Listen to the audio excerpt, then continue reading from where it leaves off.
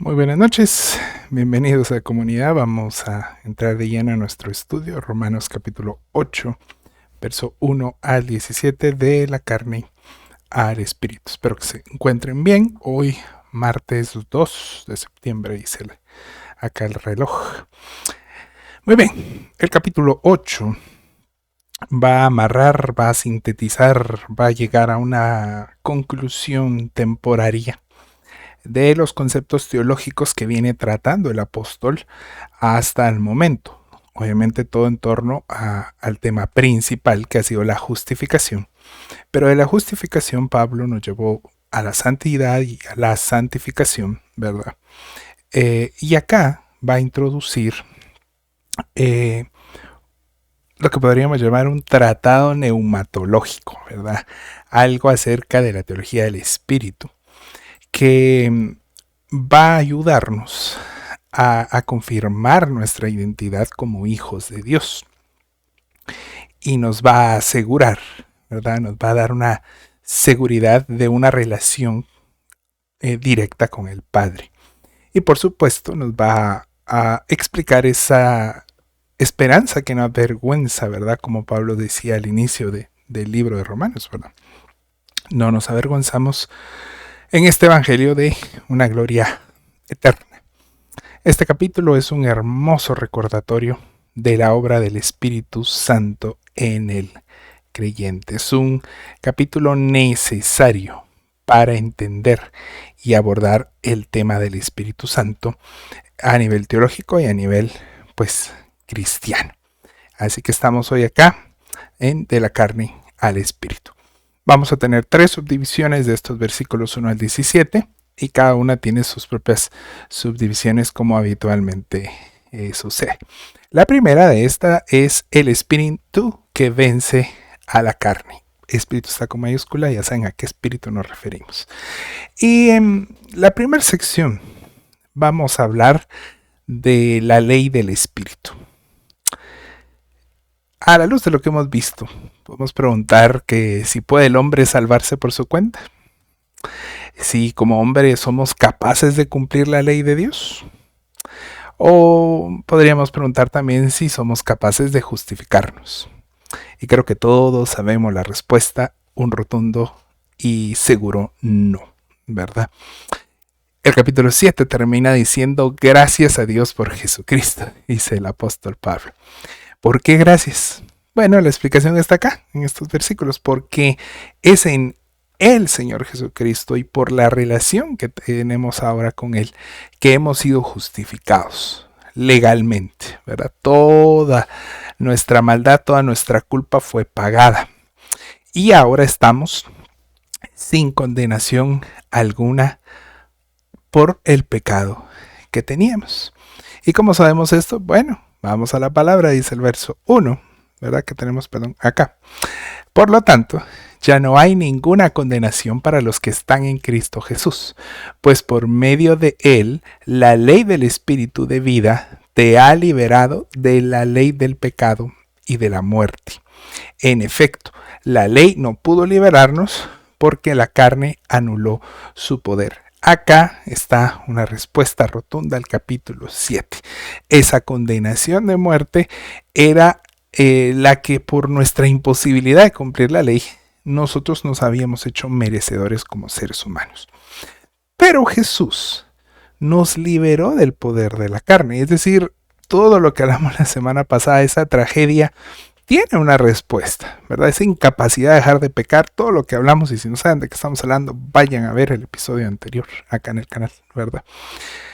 Y estos versos, estos primeros 3 versos, poderosísimos versos, responden al dilema, a la tragedia del capítulo 7, diciéndonos, enfatizándonos que la respuesta a todo ese problema es Cristo, ¿sí? Porque estando en Él, hemos sido liberados del poder del pecado por la nueva ley del Espíritu. Ya no va a tener poder la ley de la que hablamos, ¿verdad? La ley del cuerpo en mí, etcétera, etcétera. De esto va a tratar Pablo y nos va a guiar hacia una verdad nueva para los creyentes. Y que espero que podamos aprender esta noche. El siguiente punto habla de entonces de la justicia y la ley. Dice el versículo de la manera siguiente: por eso Dios envió a su propio Hijo en una condición semejante a la de los pecadores, para que se ofreciera en sacrificio por el pecado. Así condenó Dios al pecado en la carne, a fin de que la justa demanda de la ley, porque la ley es buena, se cumpliera en nosotros, que no vivimos según la carne, sino según el Espíritu. Pero si Cristo que está en ustedes, dice el verso 10, vamos a agarrar un pedacito del verso 10, es el Espíritu que está en ustedes, dice después, es vida a causa de la justicia. El Señor vino, lo que dice estos versículos es que el Señor vino a esta tierra en calidad de hombre, como similar a un pecador, ¿verdad? No completamente como nosotros pecadores, porque era 100% hombre, 100% Dios, unión hipostática se llama eso, y no tenía el pecado original, como ya hemos hablado en los episodios anteriores, ¿verdad? Entonces el Señor Jesús vino, pero sin naturaleza pecaminosa. Por tanto, él fue tentado, pero no pecó. Y esta condición, por esa condición, y en esa condición, él fue sacrificado por nosotros, porque él era el Cordero sin mancha, ¿sí? Y por ello él iba a ser ofrecido, y esa era la razón para ser sacrificado por nosotros. Pues toda la condenación del ser humano fue hecha sobre el Señor Jesús. No más, no menos. Si ahora tenemos vida, es porque se hizo justicia. No por buena onda, sí, es por justicia. Y la justicia se hizo en Él. Él fue condenado por nuestra injusticia. Tiene que quedarnos claro eso. Él cumplió así la ley de Dios, que a nosotros nos fue imposible de cumplir. Y la cumplió hasta el nivel de que nosotros hicimos que toda la condenación que nosotros acumulamos como seres humanos por no cumplir la ley fuera puesta sobre él. No sé si ven este concepto enorme, ¿verdad? Que hacer cumplir la ley, ese hacer cumplir la ley de Jesucristo es también que sea castigada toda la condenación que la humanidad se merece por incumplirla. El sacrificio de Jesús es algo muy profundo a nivel teológico. No es solo murió por ti, ámalo porque murió. Tiene implicaciones teológicas muy profundas. Entonces, al morir por nosotros, al asumir nuestra injusticia, al asumir nuestra condena, Él cumple la ley, ¿verdad? Y esto crea un nuevo pacto, ¿verdad? Que es el pacto en el que hoy vivimos, el pacto del Espíritu, el pacto profetizado en Isaías, en Ezequiel, de un corazón nuevo.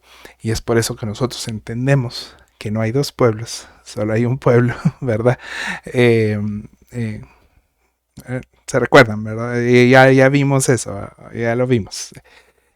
A eso se refiere, que se hizo justicia y se hizo ley a través del actuar del Espíritu Santo que estuvo ahí presente también en la resurrección. Y eso nos lleva a nuestro siguiente tema, que para que el Espíritu venza a la carne, ya tenemos todo lo previo que hemos comentado. Primero, vamos a estar en una ley nueva del Espíritu, ya no vamos a vivir en la carne, ¿verdad? Porque ya no estamos en la ley de la carne. Se hizo ya la justicia, se hizo la ley y ahora corresponde una renovación de mente.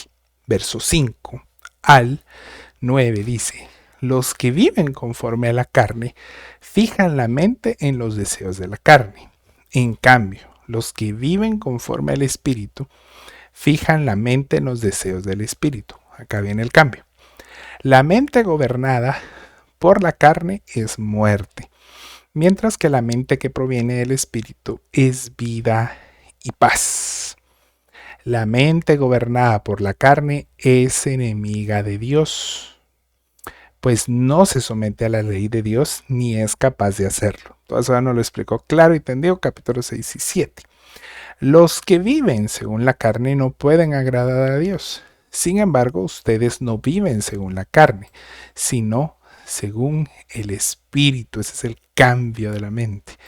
Si es que el Espíritu de Dios vive en ustedes, y si alguno no tiene el Espíritu de Dios, no es de Cristo. El verso clave obviamente acá es el verso 5, que nos habla de la renovación de la mente. Por lo tanto, ahora siendo libres de la mentalidad de la carne, ese impulso por pecar, no hago lo que quiero hacer, sino yo quiero obedecer a Dios y todo eso es la mentalidad de la carne.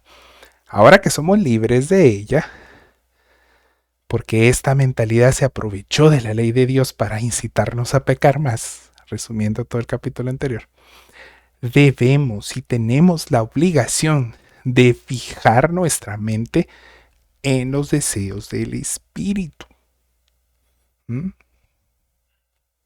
¿Estoy siendo claro?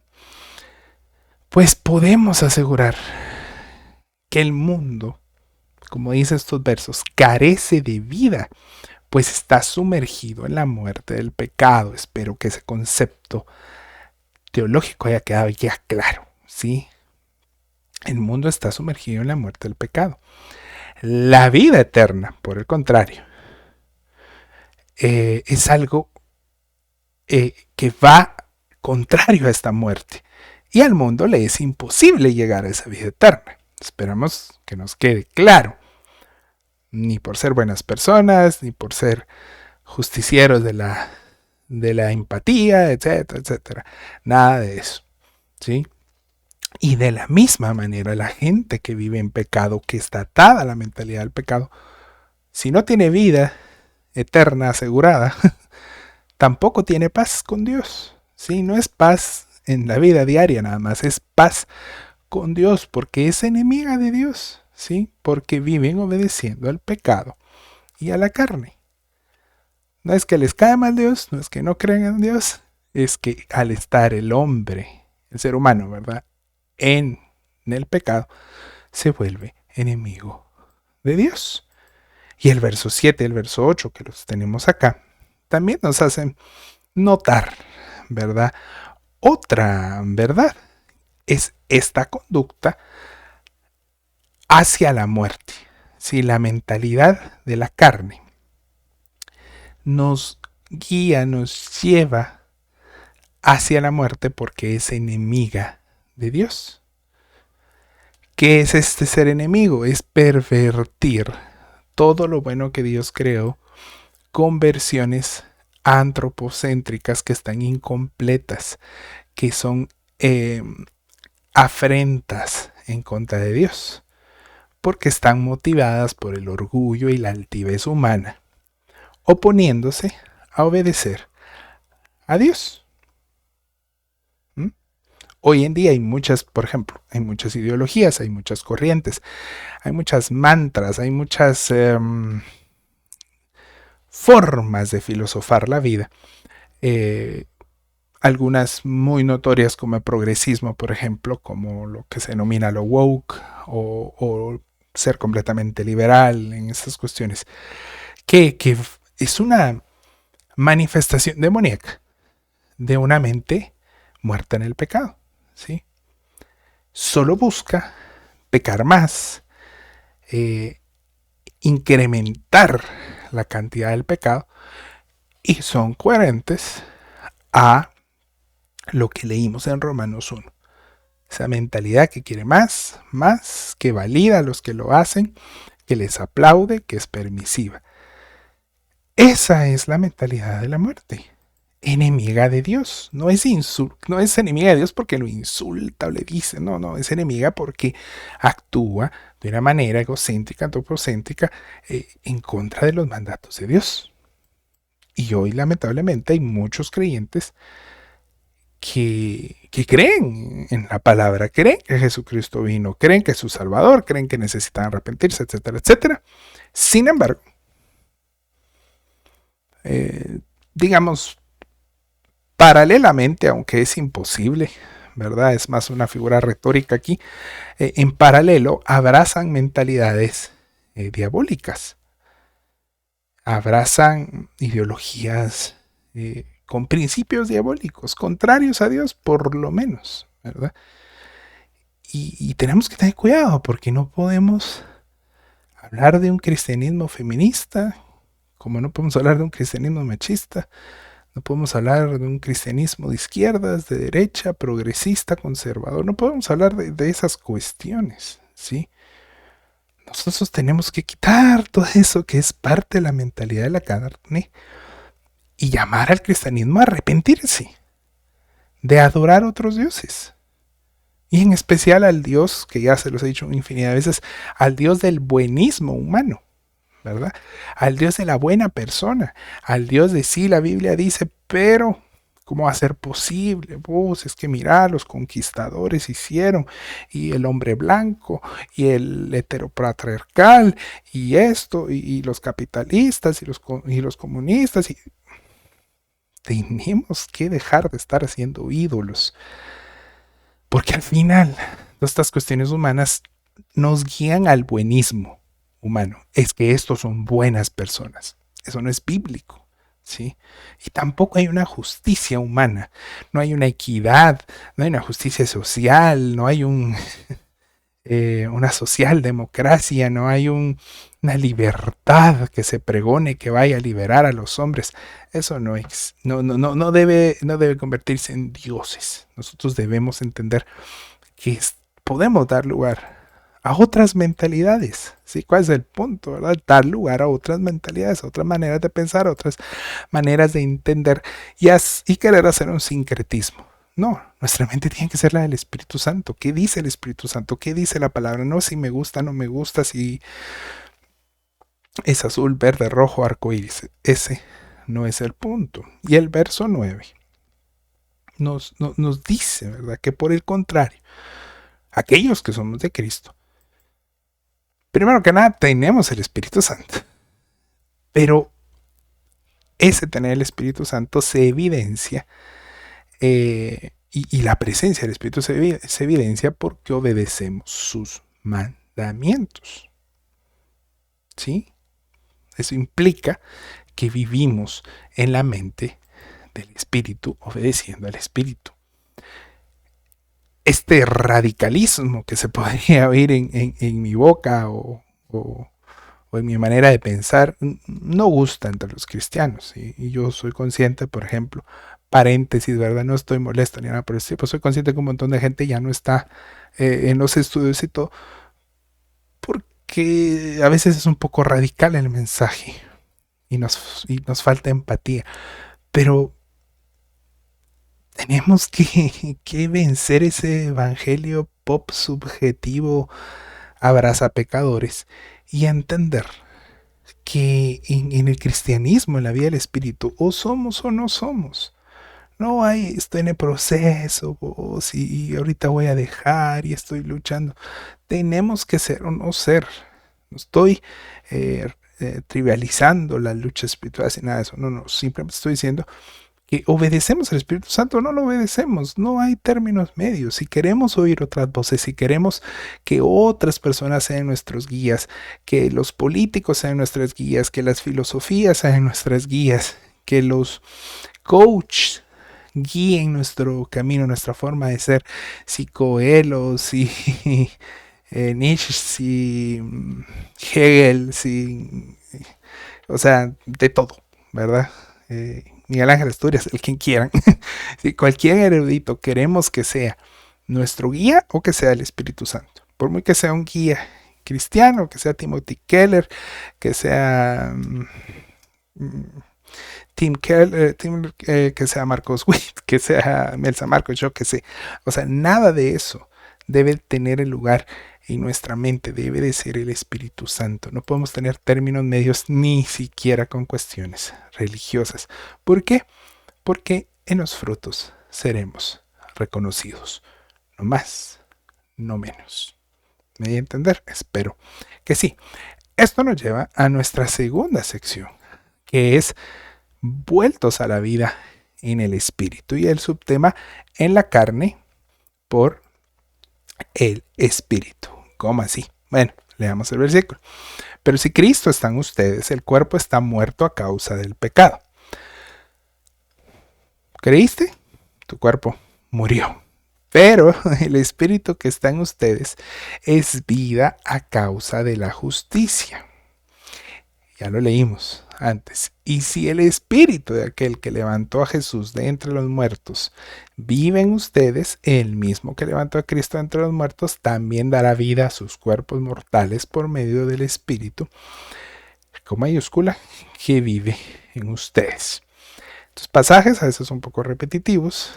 Pablo acá está siendo muy repetitivo y abre un tema y lo cierra después y lo vuelve a traer y todo. Es un poco complicado. ¿Pero qué quiere decir este verso? Bueno, que en la resurrección de Cristo fue vencido el pecado que gobierna la vida de la humanidad caída. Eso quiere decir. Es cierto que, como afirma el capítulo 7, que en nosotros no vive nada bueno, ¿sí? Solo tenemos en nuestro corazón, en nuestra carne, un deseo descontrolado de pecar y de pecar más y más y más. Pero el creyente muere y es vuelto a la vida en su plano terrenal para en esta vida terrenal vivir en el Espíritu. Una vez más, es parte del ya, pero todavía no. Eso quiere decir que aunque seamos tentados, que aunque nos sintamos como lo que vimos en el capítulo 7, porque la naturaleza pecaminosa nos está moviendo el tapete, es el mismo Espíritu que resucitó al Señor Jesús, el que vive en nosotros para ayudarnos a vencer el pecado.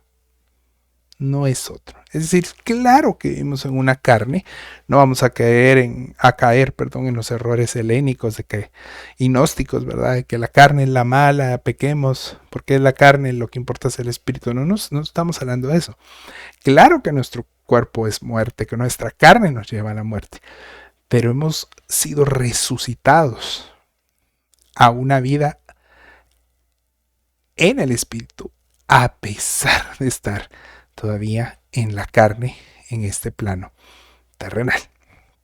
¿Me voy a entender?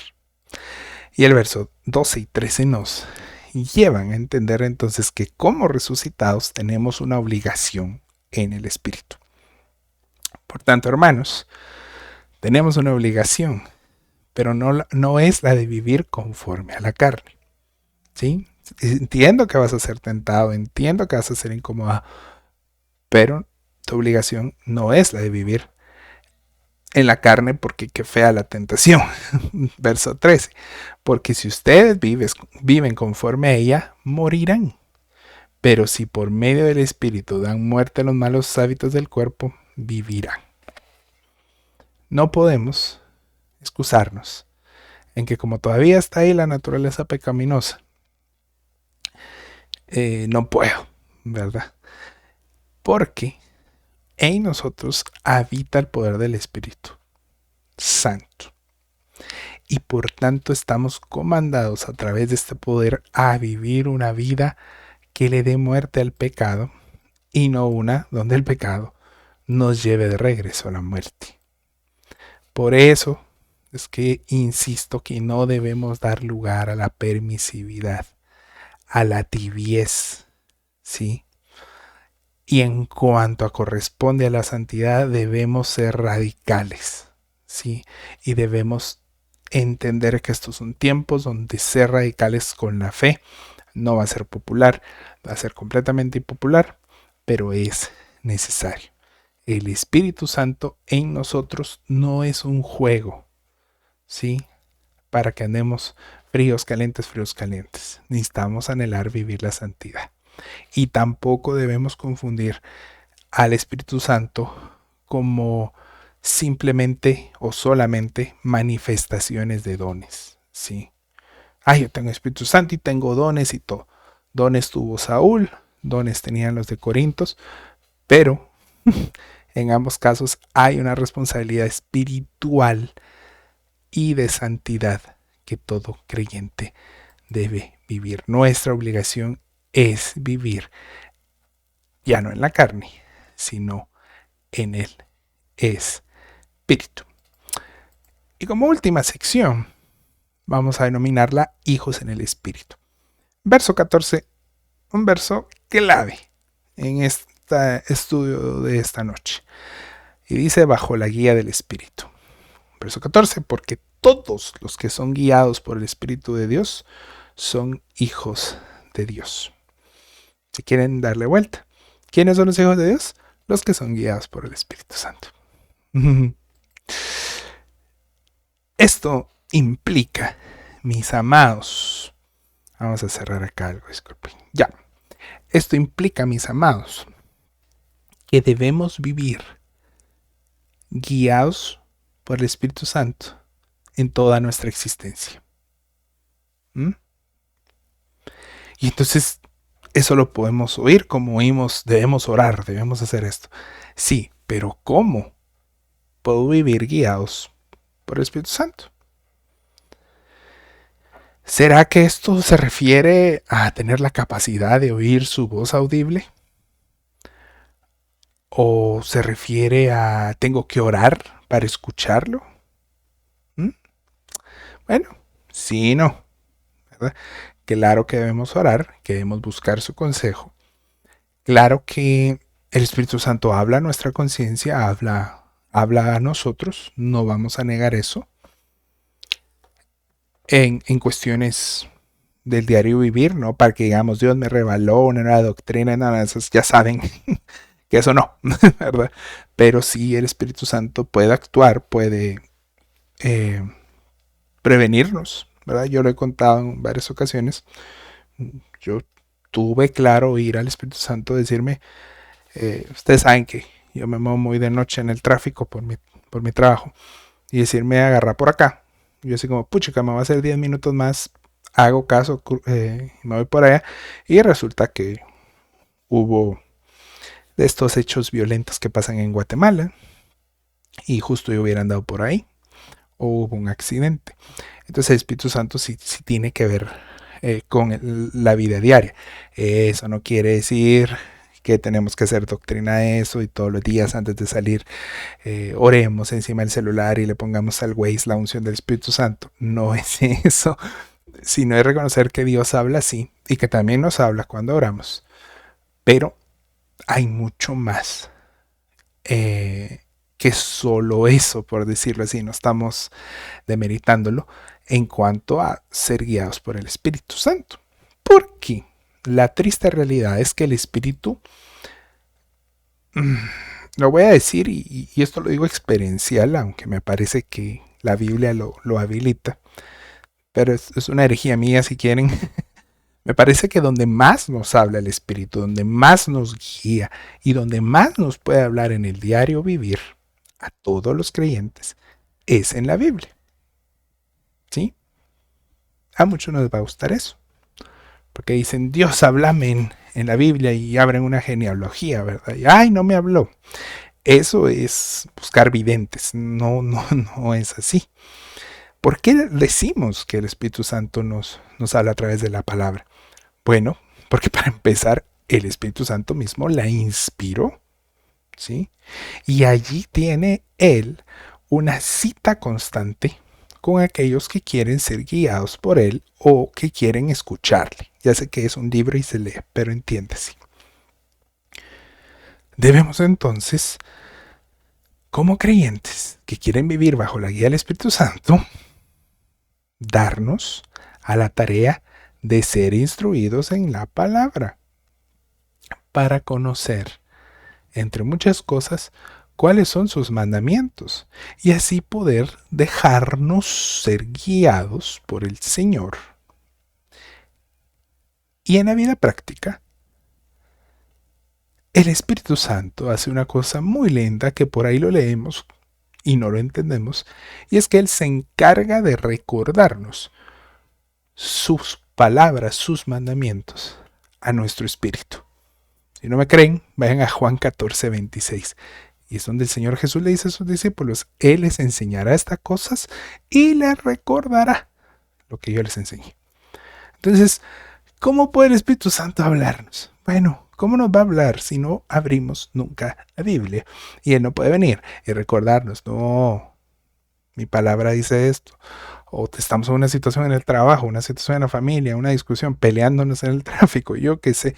Y el Espíritu Santo puede recordarnos su palabra y decirnos, no es este lo mismo que le pasó a David, no es esto lo mismo que le pasó a Salomón, no es esto lo mismo que le pasó a Jeremías, no es esta la situación en la que se encontró Esdras, no es esta la situación en la que estuvo Esther, no es lo mismo que María sintió, etcétera, etcétera. Entonces, si queremos que el Espíritu Santo nos hable, que transforme, que guíe nuestra vida, hay que ir a la palabra. Pero, hoy en día, hay analfabetismo bíblico. Y ustedes que me siguen en redes sociales, sobre todo en el Facebook, o a veces en el Instagram también lo pongo, saben que tengo un mensaje muy, eh, no quiero usar esa palabra, muy de llamar la atención a lo que hacemos como iglesia. Porque hoy en día el mainstream, la corriente mayor, la corriente popular de la vida evangélica, eh, percibo yo a la luz de la Biblia que hace más daño que ayuda. Y tenemos que cuidarnos de muchas actitudes, de muchas enseñanzas que vienen de la misma iglesia. Primero, cuidémonos de los estilos de devocionales modernos, porque algunos de ellos solo buscan ocuparnos con lecturas cristianas muy pequeñas, libros inspirados en principios bíblicos, ¿verdad? Eso está como cuando dicen, él es un conferencista, ya no hay predicadores, es un conferencista, un coach, ¿verdad? Y estos devocionales, estos libros devocionales, a veces están más centrados en el hombre que en Dios, en garantizar el éxito, en la búsqueda de poder. Y muchos están cargados de aspectos superficiales, con ejemplos superficiales de cómo Dios le habló a través de una taza del Starbucks que se le cayó y nos, ¿verdad? Y en muchos casos, aún más dañinos, con sincretismos, ¿verdad? Y en estos sincretismos es donde surgen teologías queer, teologías feministas, teologías políticas, teologías de los pobres, de los ricos, etcétera, etcétera, etcétera. Y todo parte de que el movimiento evangélico nos impulsa a eso, a leer pensamientos de otras personas acerca de Dios en lugar de ir a buscar a Dios en la palabra. 2. Cuidémonos de la vida religiosa misma de las iglesias, que nos satura de actividades, nos da 1000 ministerios, nos lleva a congresos, nos lleva a conciertos, nos lleva a pláticas, nos lleva aquí, allá y allá y allá y no nos da un descanso. Y crea esta cultura que hace a creer a los evangélicos contemporáneos que con escuchar prédicas o una prédica a la semana es suficiente para conocer de la palabra de Dios. Cuidémonos de eso. Cuidémonos de la que a mi criterio no debería de existir. No es necesaria y no es un llamado.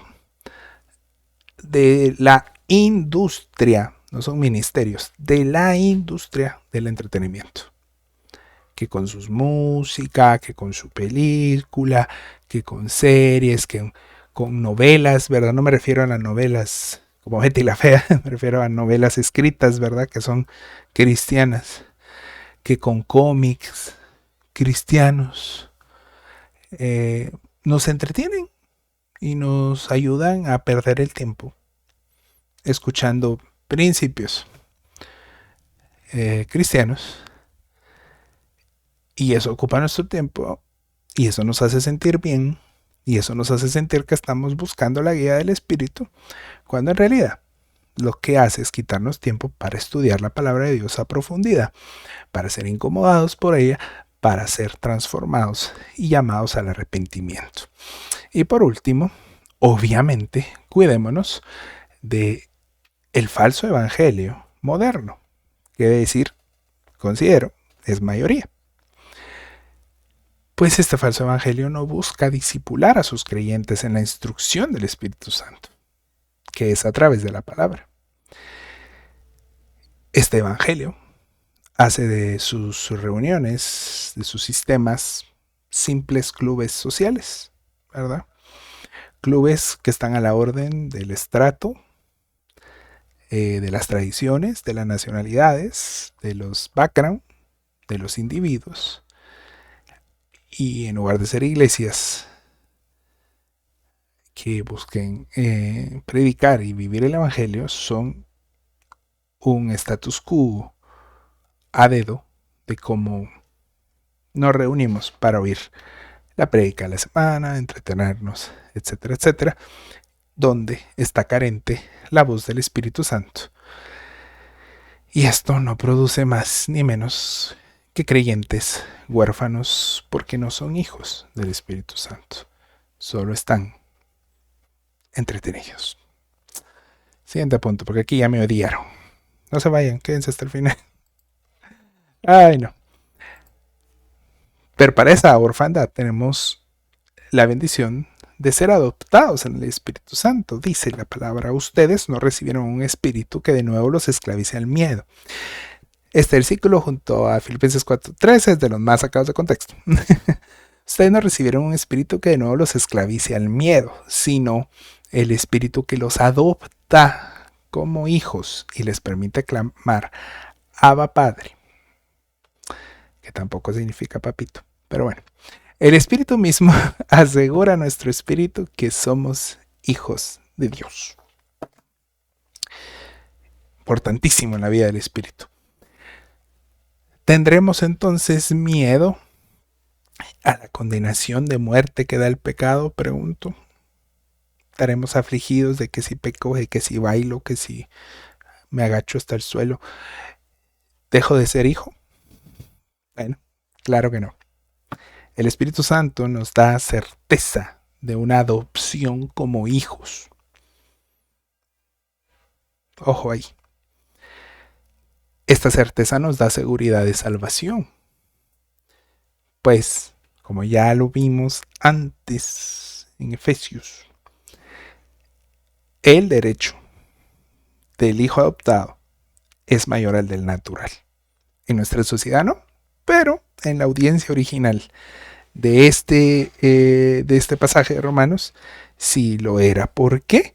Porque ustedes saben que en la audiencia original está la ley romana, y esta ley dictamina que los adoptados, para empezar, no son adoptados en una mentalidad de hijos pequeños, sino el adoptado es considerado ya un hijo adulto, un heredero, y un hijo adoptado no podía ser desadoptado, ¿verdad? ¿Por qué Pablo usa esta figura para referirse a ser hijos de Dios siempre? Bueno, por una razón, ¿verdad? Porque el que realmente viene al Señor, realmente se arrepiente, no se va a alejar por sus obras, ¿verdad? Es hijo para siempre.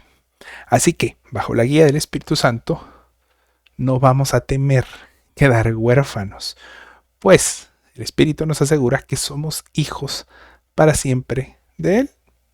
Spoiler, léanse el final del capítulo 8 de Romanos.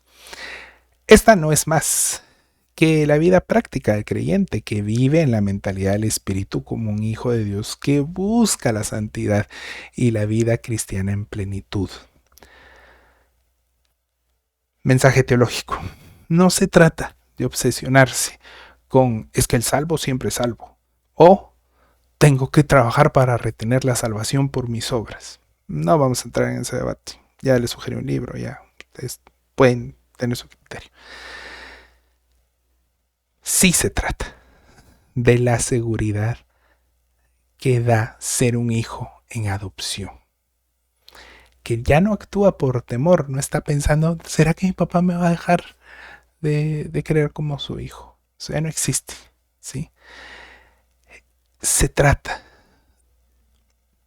de saber que por amor a nuestro Padre, con el cual tenemos una relación personal, nosotros nos mantenemos en un espíritu que no nos esclaviza el miedo, que nos da una relación personal con un padre, ya no es el Dios que está lejos, es papá, ¿cómo estás? ¿Verdad? Esa es la seguridad que nos da el Espíritu Santo. El tener Espíritu Santo nos asegura eso. Ya, si nosotros decidimos hacer apostasía y alejarnos, es nuestro problema. O como aquellos que hicieron la oración mágica, pero realmente nunca se arrepintieron, no son hijos de Dios, no obedecen al Espíritu Santo eh, y ocupan su quehacer en todas aquellas cosas que les dije que tuvieran cuidados. No les interesa obedecer al Señor, solo lo que ustedes ya saben. No hablar de más. ¿Qué dice Manolo? ¿Qué dice? Bueno, y por último, verso 17. Coherederos en gloria. Otro versículo sacado de contexto y mal usado. Y si somos hijos, somos herederos, herederos de Dios y coherederos con Cristo. ¿Para tener pisto? No. Pues, si ahora sufrimos con Él, ¿eh? Pues, si ahora sufrimos con Él, también tendremos parte con Él en su gloria. Esto, como siempre, Pablo era muy escatológico y escatológico de la buena manera, no como aquellos que les he contado. Y nos hace ver el privilegio que tenemos en una total seguridad por el Espíritu Santo de que somos hijos de Dios, como nos viene diciendo. Y que esa misma seguridad se extiende y trasciende la eternidad, porque nos va a llevar en una esperanza hacia la glorificación final. Es ahí donde el ya pero todavía no se convierte en ya para siempre, ¿verdad? Ahí recibiremos la herencia de la vida eterna. ¿De qué somos coherederos? De eso, de la vida eterna, de la redención, de la justificación que no merecíamos y se nos fue dado. No está hablando de pisto, no está hablando de prosperidad, viajes a Disney, a Las Vegas, a Abu Dhabi, no está hablando de eso, ¿sí? Esta herencia de la vida eterna es en la cual somos coherederos con Cristo. La muerte en la glorificación va a ser vencido en su totalidad. Hoy está vencida y amarrada en Cristo, pero va a ser vencida por completo. Por lo tanto, cristianos, por favor, escuchemos. Aunque nos llamen locos, por lo tanto, no importan las aflicciones terrenales, por muy loco que suene. ¿Por qué nos afanamos por una enfermedad, por deudas, por el futuro? ¿Por qué genera ansiedad? ¿Por qué tenemos ataques de ansiedad? ¿Dónde cabe eso? ¿Sí? ¿Por qué queremos ser medicados, ser tratados, internados contra eso? Eso simplemente es un reflejo de que no tenemos la esperanza de gloria, de ser coherederos. Queremos un éxito, una vida acá. No nos llama la atención la gloria. Quizá no somos hijos de Dios, no estamos realmente en el Evangelio, ¿sí? Porque podemos sufrir de la misma manera que Cristo sufrió. ¿Quiénes somos nosotros para no sufrir si el Señor Jesús sufrió? Nuestra vida está puesta en la herencia al ser resucitados por completo cuando Cristo venga. Amén. Cristo ven pronto. Amén. En conclusion, damos gracias a Dios. No nos queda más, dijo Selena, porque en Cristo nos proveyó su salvación y seguridad de tener esa salvación, porque también tenemos ese Espíritu Santo. No hay que hacer más. Ya está. ¿Sí? Ya está. Y nos dio su Espíritu Santo a todo ser humano que se haya arrepentido y que viva en el Espíritu y ya no en la carne. Somos privilegiados de tener al Espíritu Santo en nuestro ser. Y también de poder oírle, hablarnos en la oración, a nuestra conciencia, pero sobre todo a través de la palabra, ¿sí? Diariamente. si así tomamos cartas en el asunto. Entonces estaremos pasando de la vida en la carne a la vida en el espíritu. ¿Y cómo es esa vida? ¿Cómo es esa seguridad? ¿A qué se refiere? ¿Y cómo es Él? Eso es lo que Pablo va a enseñarnos en los siguientes capítulos. Ahí están esos versos, que más que vencedores, que nada puede apartarnos de Él. Todo eso va a cobrar sentido si entendemos esto que venimos estudiando. Espero que sí, si no traten de ver el video o estudien Romanos 7, 6, 7 y 8. Bendiciones, gracias por haberse conectado. Hasta el próximo martes, primero Dios, y si no, pues nos vemos en la gloria eterna. Bendiciones.